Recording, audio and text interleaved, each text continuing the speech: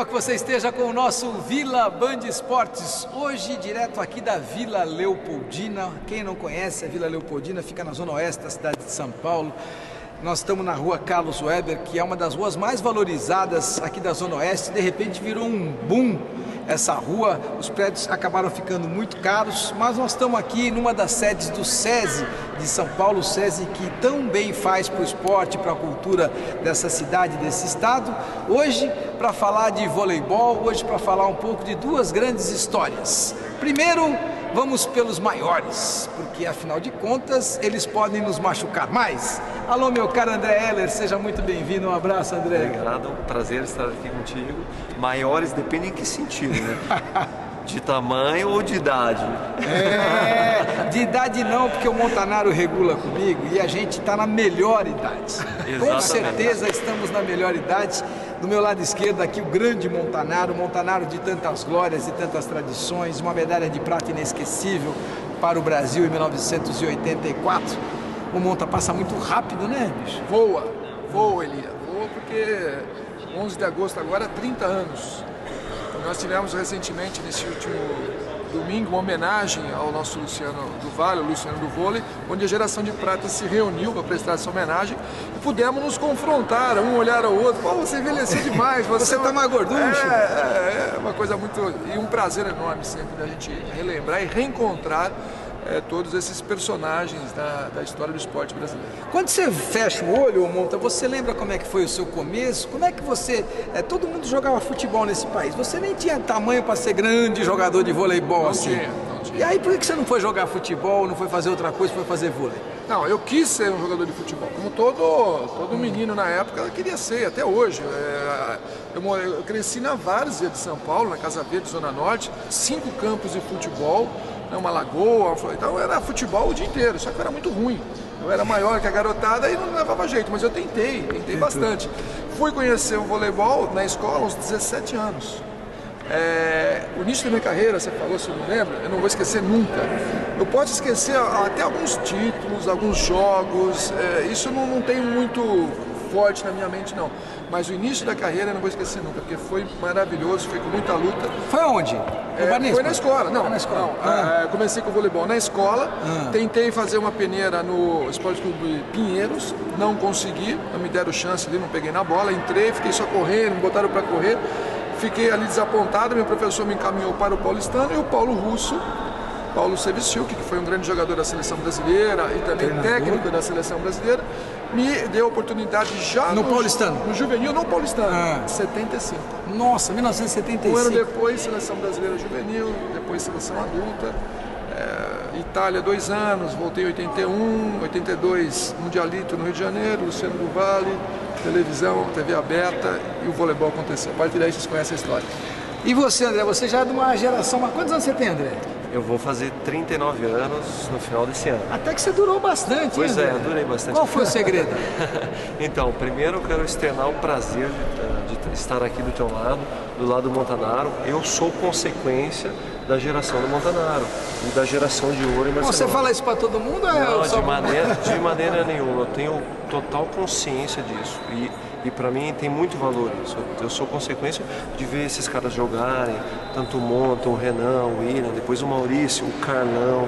E olha que coincidência, né? O Monta falou do ano de 1975, é o ano que eu nasci. É o ano que eu nasci, vou fazer 39 Que coisa, esses anos. caras nascem muito depois da gente. Depois. Eu comecei a jogar vôlei num clube, né? Comecei a jogar vôlei num clube, fui fazer uma peneira sem pretensão nenhuma. Eu já era alto pra época, mas eu era muito desengonçado. Você leva um jeito meio de Huguinho que é brincar de escoteira, né? Então acabei sendo um dos poucos que passou naquele momento, na peneira. Me apaixonei logo de cara, tive muita experiência que eu absorvi de outros jogadores, principalmente do Carlão, que logo de cara eu tive contato com o Carlão, de fazer dupla no ataque e defesa. Você é Catarina? Você nasceu onde? Eu sou gaúcho de Novo Hamburgo. Novo Hamburgo. Isso. Terra do sapato lá? Exatamente, cidade do calçado.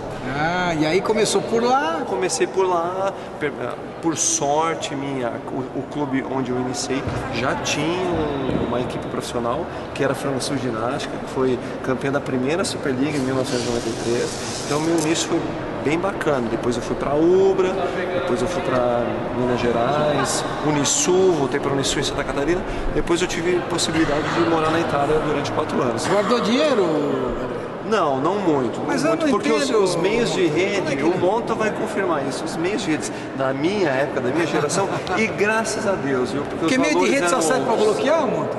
Três fundamentos: bloqueio, Bloqueio e bloqueio.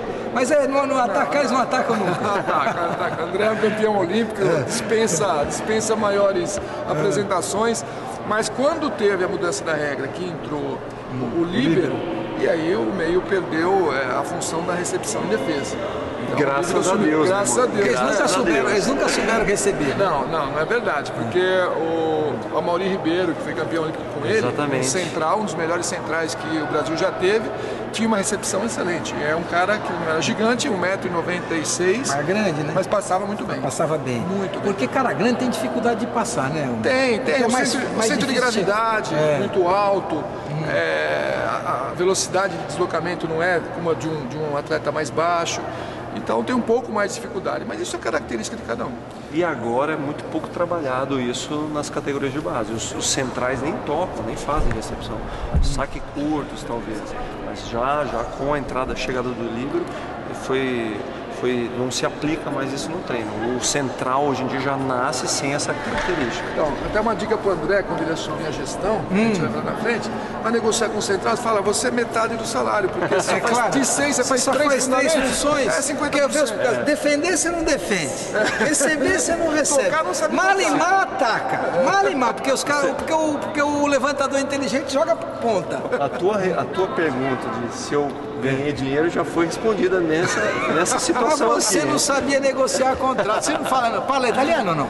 Parlo abbastanza bene. Abbastanza bene. Ma come fa por fare come si fala dinaro? Per fare dinaro.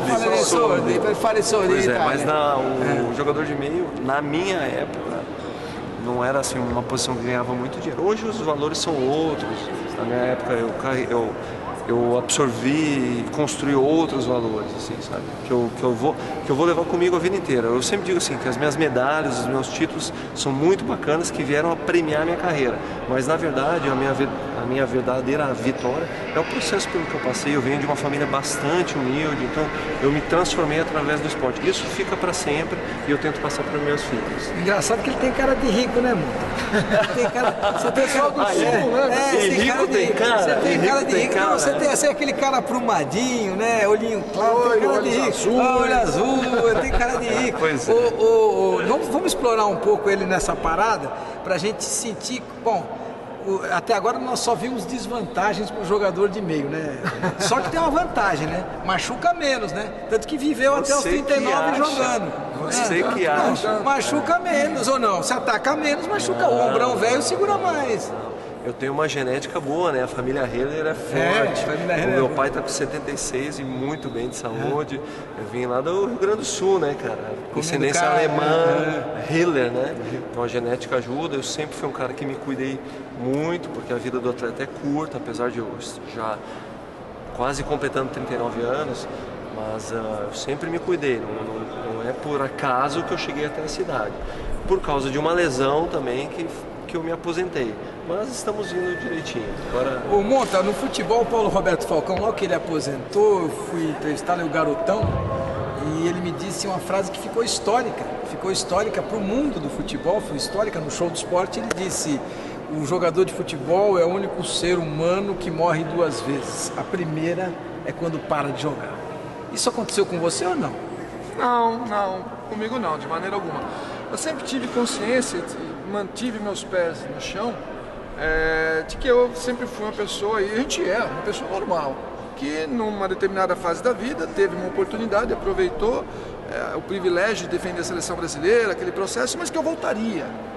Então eu não me sinto morto de maneira alguma. E outra coisa muito importante, o Falcão continua também no futebol, no esporte, assim como eu, assim como o André, é a nossa paixão. O André falou muito bem. Eu também, quando eu conheci o voleibol aos 17 anos, eu me apaixonei e a paixão continua.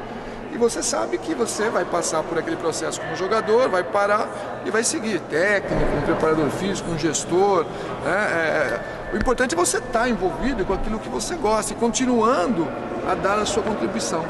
Porque tudo que você absorve nessa curta, aliás, 20 anos de carreira como atleta, vamos colocar como média, é uma experiência muito grande, você conhece o mundo inteiro, né? Um networking maravilhoso, pessoas de todos os cantos, várias culturas, isso aí você tem que transmitir os erros que você cometeu, os acertos, para gerações subsequentes. Então eu não me sinto morto de maneira alguma, eu estou muito feliz, muito contente com o que eu faço. Agora, a saudade de estar aqui dentro pisando na quadra, eu todo dia piso na quadra. Mas todo dia, na hora de jogar já sente um pouquinho mais o joelhão. Sente muito mais, né? Dói tudo, então eu nem jogo. Você é todo caretão assim, ô André? Não, na verdade, eu me aposentei Você das é aquele quadras. filho que a gente gostaria de ter, né? É aquele filho, é certinho, só namorou uma mulher, casou com ela. Não é verdade. Não? Eu me aposentei das quadras, hoje eu estou fazendo 25 dias. Então até 25 dias atrás, não podia fazer eu vivia nada. muito intensamente o voleibol.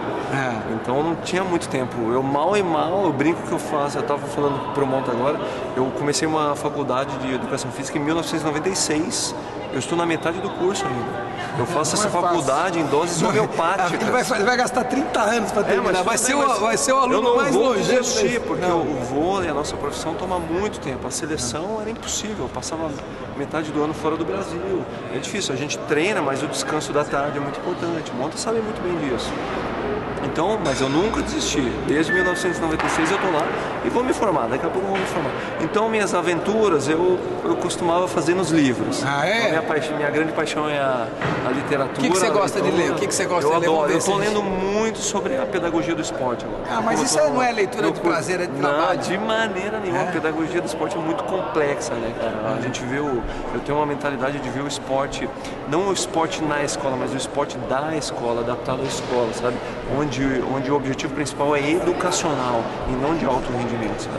O esporte é uma ferramenta muito potente de educação. Não, isso eu não tenho dúvida. Isso eu não tenho dúvida. E para a gente encerrar esse bloco, Monta, o Luciano tinha na cabeça dele, depois no segundo bloco nós vamos falar das nossas conquistas, das nossas grandes virtudes, dos nossos grandes desempenhos, e o voleibol não é por acaso, é hoje o segundo esporte mais importante desse país.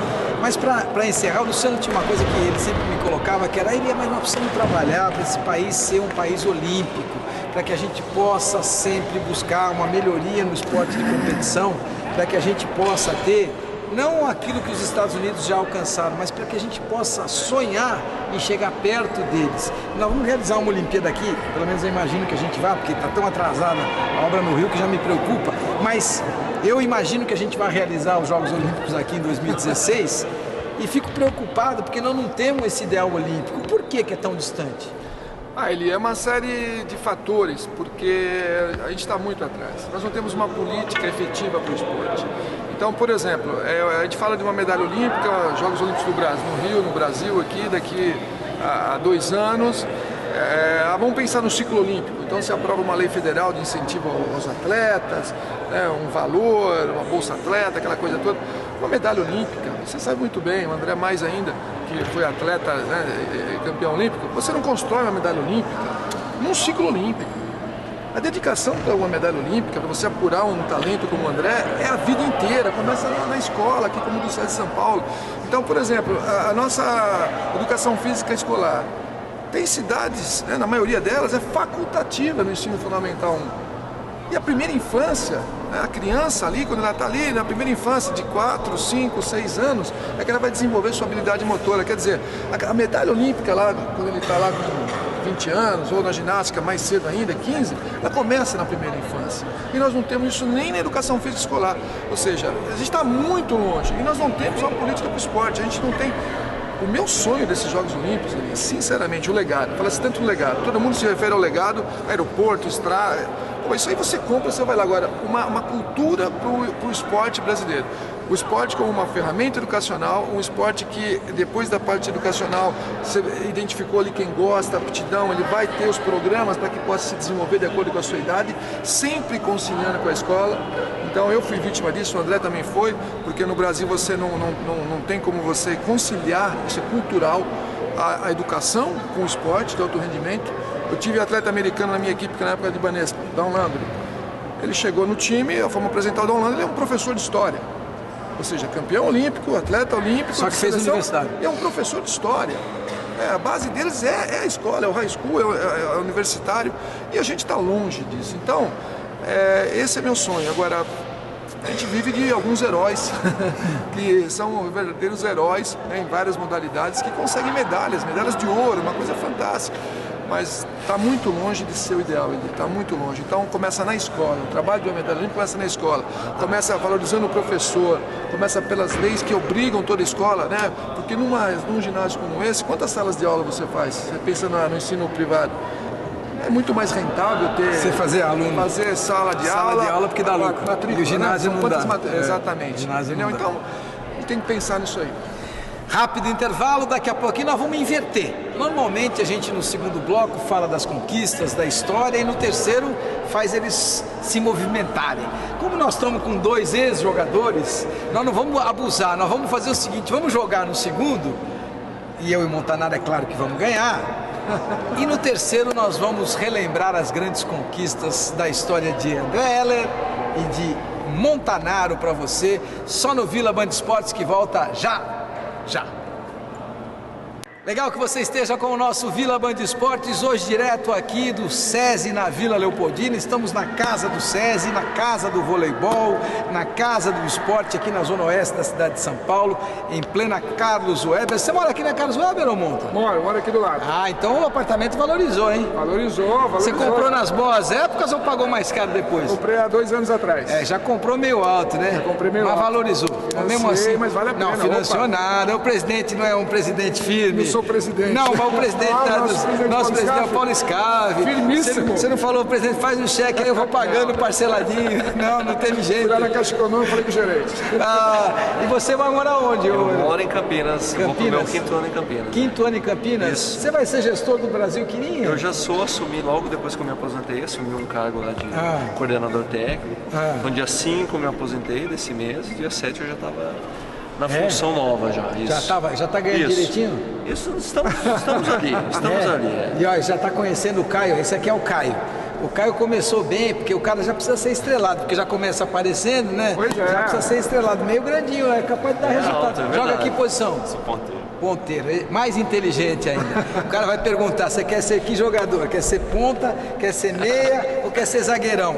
O burro falou, quero ser zagueiro, leva o jeito para zagueiro. O zagueiro só vai ser zagueiro quando não dá chance de ser atacante, né? Aí sim, ataca bem. Mas hoje aqui eu vou explicar uma coisa para você. Se ganhar de mim do Montanaro, não vai jogar mais em time nenhum.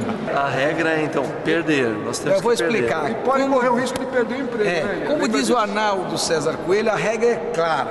Vocês jogam muito bem, mas neste caso específico vão jogar para perder. São garoto inteligente, está indo muito bem. Deixa eu ver se eu entendi então. 3 contra 1. Então é melhor passar ele logo desse lado. Não, vou explicar. Passa logo garoto, desse lado. Você tem estigma de ganhador, campeão olímpico, você não vai jogar para perder. Então, atenção, Monta. O jogo é o seguinte, só vale daqui para lá. Não pode ser pro fundo da quadra, não vale. É dessa última faixa da linha de 3 aqui para cá. Tá certo? Vocês ficam daquele lado e eu vou decidir a hora que termina. Pode começar sacando. Atenção, Caio e André Heller contra Montanaro. Desce aí, isso. Ele ia... Vai lá, depois não dá.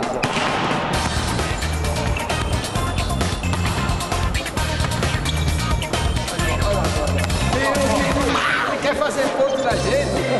Tem tudo. 1-0.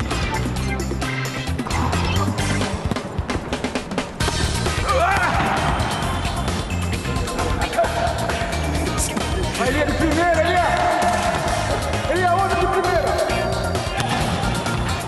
Meu Deus, quero me matar.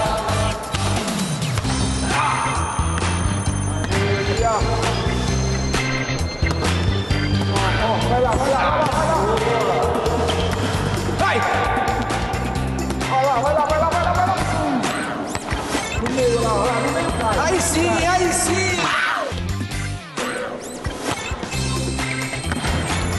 Eu não vou aqui. Não! 2-1. Vamos mais um pouco só. Atenção. Vamos lá. Ai, sorry, irmão. Pacheco, nós estamos indo bem. Tava indo bem. Nós estamos indo bem. Foi muito bem no passe ali, deu uma passe, quebrada, mas ele forçou o saque. Eu sempre fui um atacante. Eu acho que foi o oposto. Você acha que eu tenho que jogar mais no moleque ou mais no André? Tá difícil a coisa ali, né? Nas costas do André. Mas o moleque parece que tá bem. Não, o moleque é mais rapidinho, né? Faz mal pros dentes. Faz mal, Eu acho o seguinte, esse moleque tá jogando demais, mano. Ele quer me matar. Vamos lá, então? Eu. Ele, olha lá. Nas costas do André, que a bola...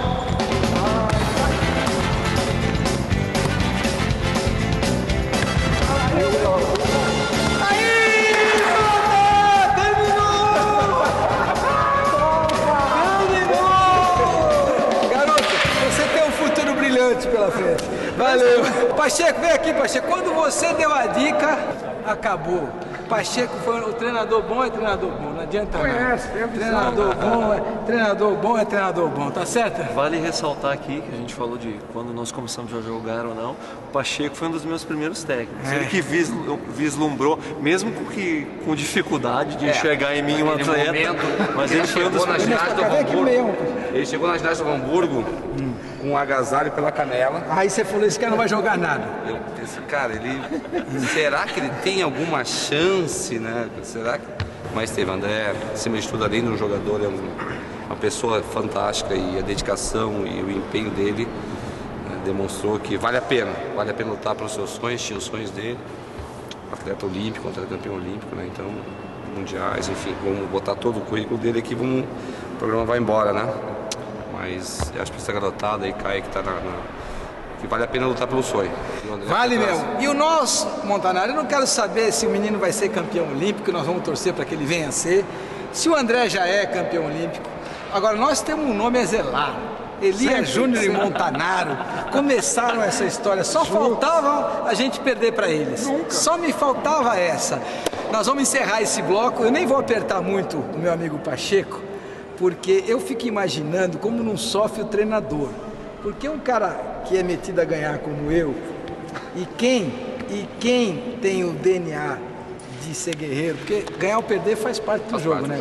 Ganhar ou perder, só não sabe isso quem não fez parte do esporte, quem não vive o esporte. Então, eu admito a derrota, sofro muito com ela. Estava conversando com o Muricy semana passada, o Muricy me falou, vou cumprir esse meu contrato com o São Paulo. Semana passada, tomando um vinho, ele me falou, vou cumprir esse meu contrato com o São Paulo mais 2 anos e vou parar. Eu falei, mas por que, Muricy? Ele falou, porque eu sofro tanto com a derrota, eu não durmo, eu não aguento. Então, chega uma hora que o sofrimento da derrota é menor do que a alegria e o prazer da vitória. Então, isso me incomoda profundamente.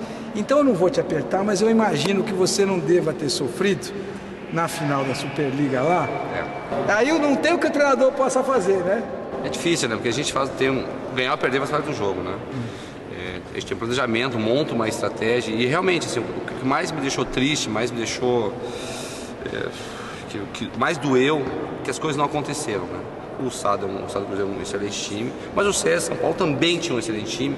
Eu acho que nós poderíamos mais.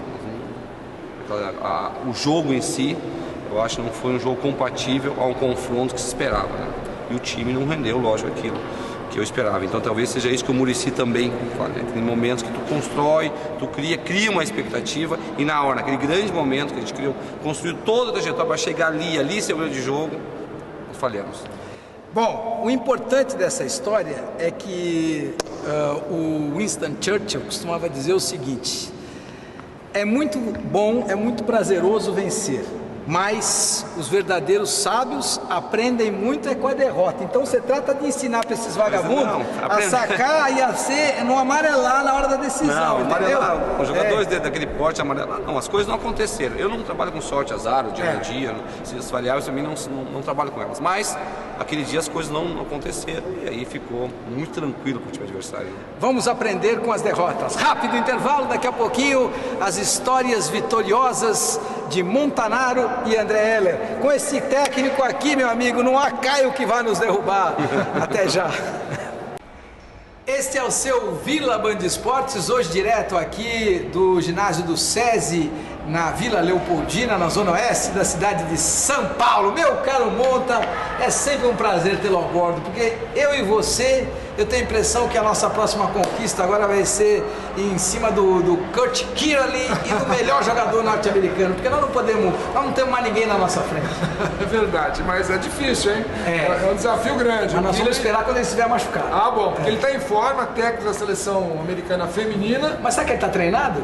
Ah, ele está na quadra todo dia batendo nas meninas, e ele se cuida muito, um grande atleta, então é difícil. André, eu sei que você se esforçou, que você fez o possível, mas o menino não te ajudou também, né? O menino não sabe passar. Eu preciso falar uma coisa muito importante agora. Essa derrota tá aqui. Ah, tá atravessada? Essa derrota nesse joguinho ficou aqui, não engoli. Então já fica o convite para revanche lá no nosso ginásio Brasil Quirim e eu escolho um dos nossos. Porque, querendo ou não, 3 contra 1 é injustiça. Olha, tem um amigo meu que diz o seguinte: o jogo você ganha na formação. Ô André, por falar em formação, como é que foi aquela vitória olímpica? Onde foi, como foi, como é que foi a preparação, como é que foi a chegada? Então, foi na Olimpíada de Atenas, né, 2004. Preparação no Rio de Janeiro? Isso, a gente já treinava no centro de treinamento em Saquarema. Não treinava na Urca? Não. A gente foi para o centro de treinamento de Saquarema em 2013, acredito. Não tenho bem presente a data, mas nós já vínhamos de algumas conquistas nas ligas mundiais, né? 2001, o Mundial em 2002, a Liga Mundial em 2003. Nós chegamos em Atenas campeões da Liga Mundial em 2004. Nós conquistamos essa Liga Mundial em Roma. Inclusive foi minha primeira oportunidade de conhecer o Luciano do Vale. Nós jantamos juntos depois da conquista da Liga Mundial em Roma. Foi uma experiência assim, maravilhosa. E chegamos assim, favoritos. Com certeza ele pagou a conta, né? Não, acho que não. Acho que foi o time. Ele merecia. O Luciano, todas as vezes que nós jantamos, ele pagou a conta. Então nós chegamos para a Olimpíada de Atenas como favoritos e é muito difícil esse papel de favoritismo, né? Porque ele está no papel e na prática é outra história, né? O Monta está aqui para testar isso. E foi uma Olimpíada muito difícil, tivemos algumas dificuldades, como um jogo 3-2 contra a Itália, uma semifinal bastante difícil contra a Polônia, aliás contra os Estados Unidos, as quartas de final contra a Polônia, e na verdade o jogo que a gente se sentiu mais tranquilo, na minha opinião, foi a final. Porque a gente estava convicto, sabe? Aquela vitória estava no nosso sangue. A gente precisava daquela vitória como o ar que a gente respira, ou respirava, né? Então acho que na final nós relaxamos e assim, e uma questão de treinamento, de preparação também, né? Nós preparamos muito bem até lá. E a final foi uma festa, porque a gente tinha convicção de que a vitória era nossa. Bom, Monta, aí a gente volta a 1984, eu garotão, 22, 23 anos. Treinar para obter melhores resultados. Já dizia o João do Puro, João Carlos de Oliveira, recordista mundial do salto triplo. Esta é a regra, esta é a lei para quem pretende fazer alguma coisa em termos de Jogos Olímpicos. Mas nos esportes coletivos, o que mais treina é o voleibol. Por isso, a rapaziada aqui é conhecida como frade franciscano. E onde é que vai levar esse treinamento todo? Será, o objetivo é um só, né? Conseguir uma medalha olímpica e representar bem o Brasil aí. Indo para a minha primeira Olimpíada e vocês também, né? Por uma situação completamente diferente. Uma Olimpíada em que o vôlei tinha um pouquinho de apoio, a nossa equipe tinha 12 pessoas na nossa transmissão olímpica e vocês imaginam que também não tinham aquele grande apoio, aquela grande estrutura, mas era um time bem fechado, né?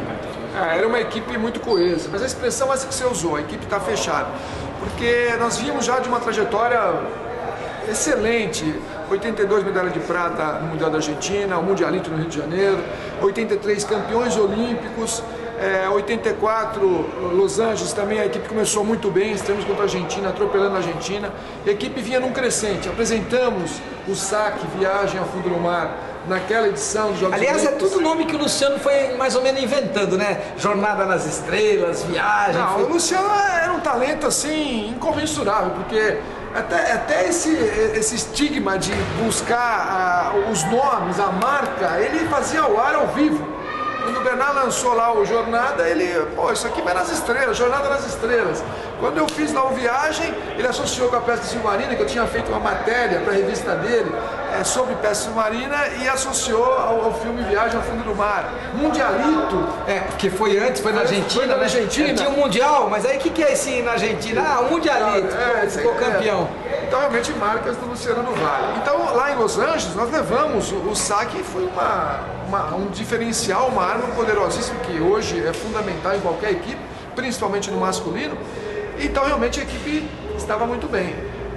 Tivemos um deslize, começamos arrasadores, um deslize contra a Coreia, nós perdemos contra a Coreia, recuperamos contra os americanos, né, na fase da classificatória ainda, ganhamos da Itália 3-1 na semifinal e reencontramos os norte-americanos na grande final. Só que aí a grande decepção também, né? Porque todo mundo, poxa, o histórico que nós estávamos, saque viagem, o Brasil crescendo, bateu 4 dias antes por 3-0, 15-2 de terceiro set, não sei se você se lembra disso.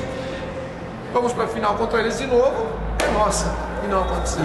Entramos de salto alto naquela final, Monta? Não, na verdade nós nos desentendemos um pouco antes ali, dessa grande final. Nós não estávamos preparados, eu acredito nisso, para tanto sucesso. É uma coisa louca, virou uma febre, né? A Embratel, naquela época, eu lembro. Vamos lembrar a mais nova. O sinal vinha pela Embratel, eu lembro, tinha que reservar canal. Não tinha celular, não tinha internet, nada. Não tinha nem fax. As comunicações, a Embratel abriu um canal de comunicação com a Vila Olímpica através do Telex. Você não sabe o que é Telex? Não tem noção. Uma máquina desse tamanho é um telégrafo melhorado, né? Mas enfim, chegavam lá os papéis para cada um de nós, um tinha uma pilha assim, outros tinham. Então, pelo tamanho da pilha, ele falou: pô, você tá caído, cara, o teu Ibope tá baixo. Enfim, e nós nos desentendemos, e isso foi um fator muito importante, que o Brasil não foi o Brasil como deveria ser. Sem tirar de maneira alguma o mérito dos americanos, porque eles realmente jogaram demais. Eles também apresentaram uma inovação tática. Foi quando eles apresentaram a recepção de saque somente com 2. Era justamente o Cat Killer, que nós vamos bater ainda, ele vai ter a chance dele. Vai ter a chance dele. e o Berzix, que era o outro na recepção. Mas era jogador. E o Killer ali, esse cara sempre teve atravessado na nossa garganta, porque depois foi pra praia e ganhava na praia também. Era um jogador diferenciado, né? Foi eleito o jogador do século, o melhor jogador do século pela Federação Internacional. Tem 2 medalhas olímpicas dentro da quadra e medalha olímpica na areia. É o único atleta que conseguiu esse feito. Um grande jogador, uma grande equipe, né? O Doug Bill, que era o treinador, enfim. Mas foi uma trajetória, não foi tão brilhante como a gente queria, como foi a do André, com a medalha de ouro, mas mais do que a medalha, e aí que entra de novo o caminho, né? A maior conquista nossa, na minha opinião, foi conseguir popularizar uma modalidade, foi mostrar para o Brasil inteiro, inspirar os jovens que nós tínhamos outra modalidade. Então, quando eu terminava um jogo, a garotada queria jogar na sala, eles ficavam um cordão ali no quintal, no varal, né, na corda na rua, e todo mundo queria jogar. Eu quero ser o Bernard, quero ser o Renan. Então essa foi uma conquista nossa, porque daí, né, de você popularizar a modalidade, você consegue ter uma base maior de praticantes e aí vem a qualidade. Bom, nós resgatamos um pouco daquilo que o voleibol tem de melhor, que são as conquistas do voleibol, por isso nós temos os 2 maiores treinadores da história do voleibol mundial, né? São os 2 mais vencedores, o Zé Roberto Guimarães no feminino, com uma parcela importante no masculino de 92, foi a primeira medalha olímpica de ouro de uma equipe, de um conjunto brasileiro, e depois com 2 medalhas de ouro, exatamente em 2008 e 2012 no feminino. E o Bernardinho, com a grande conquista olímpica de 2004 e as muitas conquistas em ligas mundiais, em campeonatos mundiais. Mas 2008, quando o Brasil chegou para ser grande favorito, acabou sendo um fiasco. Por quê? Não, eu não digo fiasco, acho que fiasco não é a palavra, porque nós vínhamos desde 2001 conquistando títulos. Na verdade, todo mundo, nós nos acostumamos mal e acostumamos as pessoas também um pouco mal. A gente vinha conquistando tudo desde 2001, todo mundo esperava que aquela medalha de ouro em 2008 em Pequim sairia de maneira muito fácil. Mas a gente já tinha ali, em 2008, 7, 8 anos de trabalho nas costas. O jogador que tinha 20 anos na época, em 2001, tinha 28 na época. Então isso pesou o desgaste do trabalho também. O time realmente chegou com um pouco de trabalho em demasia nas costas. E como o Monta falou, e a coincidência de perder para o time americano jogou muita bola, nós não jogamos tanto, eles neutralizaram nossos pontos mais fortes e acabaram conquistando a medalha de ouro. A nossa conquista foi uma medalha de prata, uma medalha da qual eu me orgulho muito. Depois, quando eu voltei ao Brasil, eu fui jogar no Minas, em Belo Horizonte, e um dos jogadores do time americano era o meu companheiro, Salmon. E a gente veio conversando no voo, inclusive, e ele me falou a seguinte frase, ele falou: André, nós estudamos a equipe de vocês desde 2004. Desde 2004 a gente estuda jogador por jogador. Tá? Nós nos preparamos como nunca para enfrentar o Brasil. A gente sabia que era o Brasil na final e por isso nós ganhamos. Não é. Os americanos não são o que são por acaso, né? Agora, aí chegamos a 2012. Bom, só para falar e para finalizar essa questão de 2008 e a medalha de prata, eu entrevistei o Cezão agora nos Jogos Olímpicos de Londres, o César Cielo, né? E depois da conquista dele, que não foi a medalha de ouro, e o Cezão, todos esperavam que ele fosse ser ouro, principalmente na prova de 50 metros nado livre, onde ele é recordista mundial, onde ele havia sido campeão olímpico em 2008, e a medalha de ouro acabou não vindo e ele estava muito abalado. Quando eu, ao contrário, falei: olha, uma medalha olímpica é sempre uma medalha olímpica, então jamais, em tempo algum, iremos menosprezar uma medalha olímpica, seja ela de bronze ou de prata. Mas eu fiquei engasgado agora em Londres, com a seleção de vôlei no masculino, porque o ouro estava muito palatável já, né? Eu acho que era 19-12 ou 19-13, no terceiro set, depois de vencer os dois primeiros. Era uma barbada essa medalha. Quando você já está com ela no peito e deixa de recebê-la, ela é mais sentida, né? Muito mais. O Brasil ganhando de 2-0, não estava 19, estava 20. O Brasil teve o match point na mão, eu me lembro muito bem, o Murilo na saída de rede, uma bola alta na saída de rede para ele, ele atacou com muita força e o bloqueio da Rússia conseguiu amortecer essa bola e fez o contra-ataque. E eles conseguiram reverter a situação. E depois o treinador russo inverteu a posição lá do Muzersky, né? Botou aquele grandão para fazer tudo. Ele estava no meio, ele ficou claro, eu vou cara de 2,15 metros, eu vou jogar como posto, eu vou jogar. E eu sei que a equipe se reencontrou. E eles surgiram, né, como o Fênix das cinzas ali, resgataram e conseguiram reverter. Foi um feito histórico. Lamentavelmente pra gente, mas demonstra como o jogador tem que estar concentrado, como ele tem que estar até o último ponto, até o último segundo. Isso acontece constantemente, Elia. Não é, puxa, foi só. Você lembra do Brasil com a Rússia também no feminino? Quando nós estávamos lá também para fechar contra a Rússia, era 24-19, era a regra antiga, 25 pontos. 24-19, estamos com o jogo na mão, a melhor rede nossa, a melhor formação nossa, e é quando você entra meio que na zona de conforto. Isso que a gente procura sempre passar para a garotada. Quando você está com tudo a seu favor, estamos jogando em casa, a torcida a nosso favor, estamos dominando o jogo, a equipe está bem, faltou um pontinho só, você respira aliviado. Não, a bola vai para lá, vai bater, vai fazer. E não acontece assim. Você tem que ir até, porque o adversário, ao contrário, é a última chance dele, não tem o último respiro. Você deve ter acompanhado o set de São Paulo no feminino, né, contra a equipe de Osasco.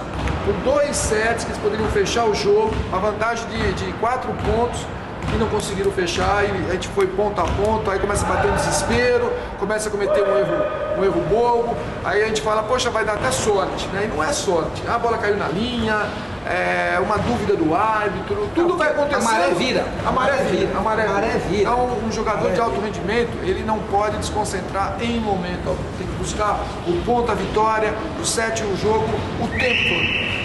Isso se treina, viu, Eli? Isso se treina. Vai chegar bem nesses momentos e decidir. Isso é no treino, é no trabalho. Entendeu? Treinar por treinar não serve. A gente investe o nosso tempo no treinamento. Então a gente tem que treinar para esses momentos. Você sabe que o Bernardinho tem uma frase interessante que ele fala: ganhar todo mundo quer. Isso é comum. Você pode ter os 2 maiores inimigos, quando eles vão para o mesmo time, os 2 querem ganhar. Isso é fato. Ganhar todo mundo quer, porque é bom ganhar para todo mundo ganha, todo mundo vai assinar o cheque, todo mundo, enfim, vai ter um rendimento pela vitória. Agora, você precisa ter um merecimento pela vitória, essa que é a diferença. E aí eu te pergunto, só para encerrar, André, Bernardinho teve 2 sets para ver que o Muževič estava fazendo uma diferença danada. Se sou eu, não vou colocar 4 caras para bloquear sempre ele, deixa todos os outros livres? É difícil, é difícil. É uma sensibilidade ali na hora que o técnico russo teve, um lampejo, uma inspiração e inverteu a posição do meio. Essa posição que o Muževič fez na seleção depois de posto, ele já vinha fazendo na Rússia, não foi por acaso. Então, ao mesmo tempo que a Rússia se encontrou no jogo, o Brasil se perdeu um pouco.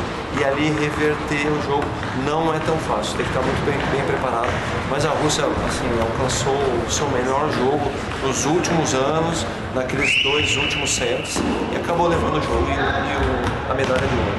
A verdade, meu caro Monta, é que falar é muito fácil. Aqui de fora é fácil. De fora, todos os problemas. nós resolvemos todos os problemas, nós ganhamos de todos os adversários, nós somos melhores do que todos os outros técnicos. É por isso que a gente fala e eles que tratem de trabalhar lá na quadra, né, Monta? Exatamente, eu sempre falo isso, resolver a vida dos outros é muito fácil. Mas a gente tem que respeitar demais, enaltecer o trabalho, poxa, a medalha de prata, a medalha de... Ficar entre os melhores do mundo, não é brincadeira, sabe? É muito trabalho, é muita dedicação. E a diferença é que o voleibol não tem cronômetro. Qual a diferença do Zezão na medalha de prata para de ouro? Na Fórmula 1, na Fórmula Indy, quando tem no atletismo, pô, é milésimo, milionésimo de segundo, não sei onde que vai parar essa casa aí do cronômetro. Então é muito pequena, e é aquele momento, aquele instante, isso faz a diferença. Monta, foi um prazer. Valeu, Eli. André, foi um prazer, boa sorte na nova função aí, vai ser gestor, vai ter que... agora vai ser um pouco vidraça, vai parar de ser paparicado e vai ter que paparicar. Nunca é muito fácil, não tem problema. Comecei a me preparar para uma nova função desde o momento que eu comecei a jogar vôlei. Estou preparado, estou estudando, tenho muita coisa para aprender, óbvio, com camaradas assim, óbvio que eu tenho coisa para aprender, mas da quadra eu tenho uma boa experiência, vou tentar mesclar. Por um lado eu tenho que aprender, por outro, de repente eu posso passar minha experiência e ajudar alguém. Tá falado. Este foi o seu Vila Band Esportes com Montanari, com André Heller, direto aqui do SESI em São Paulo. Muito obrigado pela sua companhia, fiquem com Deus e boa sorte.